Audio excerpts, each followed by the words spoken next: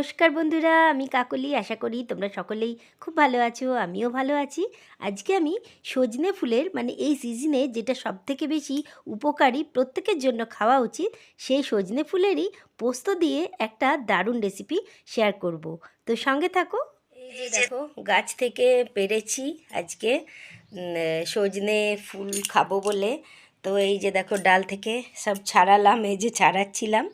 আর এই দেখো, আমার অলরেডি কিছুটা ছাড়ানো হয়ে গেছে। তো এটাই আজকে বানাবো।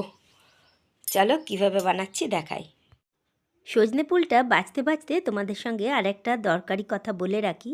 আমি এখানে পোস্ত যে মশলাটা বাটবো, পোস্তর সঙ্গে আমি আরও একটা জিনিস ব্যবহার করেছি, যার জন্য এই রেসিপিটা স্বাদ আর গুণ দুটোই যথেষ্ট পরিমাণে বেড়ে যাবে।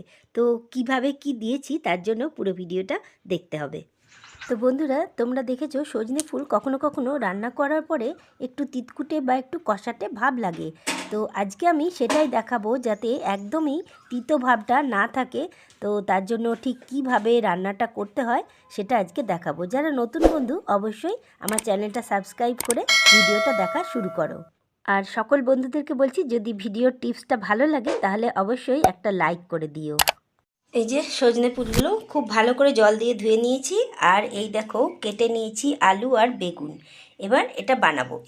এটা এবার বলি যে সজনে ফুলটা অনেকেই বানায় ডাইরেক্ট কড়াইতে দিয়ে করে নেয়। তো আমি আজকে অন্যভাবে করছি, যেভাবে করলে আর কি সজনে ফুল একটুকুও তিতো লাগবে না। তো আমি ঠিক কী প্রসেসে করছি সেটা দেখো। তো প্রথমেই দেখো, এই দেখো গ্যাস অন করে দিয়েছি আমি। এবার এর মধ্যে দিয়ে দেবো অল্প পরিমাণে জল। এই যে জলটা দিলাম, এই জলটা এবার যখন ফুটে যাবে তখন এর মধ্যে আমি দিয়ে দেবো সজনে ফুলগুলো। তার আগে আমি এই জলের মধ্যে খুব সামান্য পরিমাণে নুন দিয়ে দিলাম। জলটা দেখো ফুটে গেছে। এবার আমি এর মধ্যে এই সজনে ফুলগুলো দিয়ে দিলাম।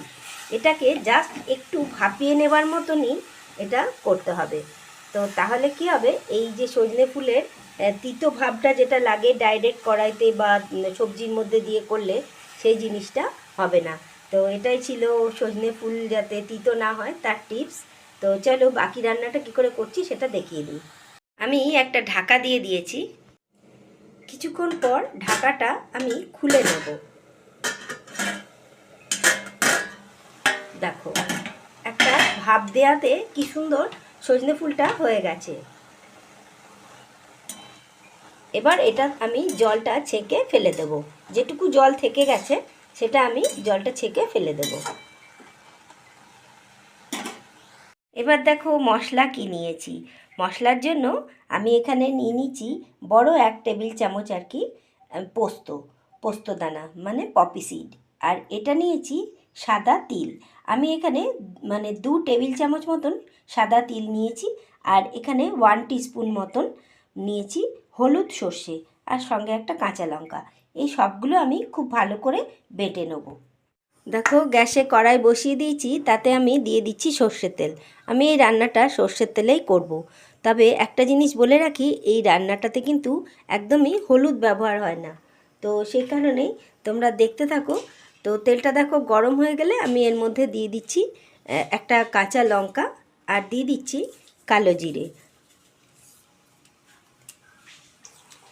তেলটা হয়ে গেছে। এবার আমি কেটে রাখা আলু বেগুনগুলো দিয়ে দিলাম।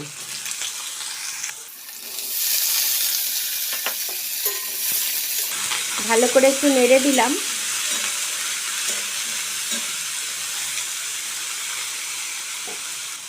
খুব সামান্য পরিমাণেই নুন দিলাম। একটু নরম হয়ে যাবার জন্য আমি অল্প সময় ঢাকা দিয়ে রাখলাম। কিছুক্ষণ পর ঢাকাটা আমি খুললাম। জাস্ট 2 মিনিট মতন রেখেছিলাম। তারপরে ঢাকাটা খুলে আর একটু নেড়ে দিলাম। দেখো, আলু বেগুনগুলো বেশ অনেকটাই কিন্তু কমে গেছে। খুলে একটু নেড়ে দিলাম। দেখো, আলু বেগুনগুলো কিন্তু বেশ এবার সুন্দর ভাজা ভাজা মতন হয়ে গেছে। এবার আমার কাজ হচ্ছে এই যে সজনে ফুলটা হালকা ভাপিয়ে রেখেছিলাম, এটা দিয়ে দেওয়া। এবার এই সজনে ফুলটা দিয়ে আমি বেশ কিছুক্ষণ একটু কষে নেব।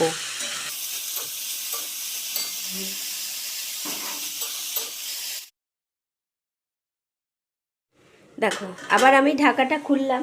খুলে এবার হচ্ছে মশলাটা দেবার পালা। তো আমি মশলাটা এই যে বেটে রেখেছিলাম, তো এটা মশলাটা আমি এর মধ্যে খুব সামান্য পরিমাণে নুন দিয়ে বেটেছি। তো এবার এই মশলাটা আমি দিয়ে দিচ্ছি। এই বাটিটায় অনেকটা লেগে আছে, আমি এর মধ্যে অল্প জল দিয়ে এটা মিশিয়ে দিয়ে দিচ্ছি।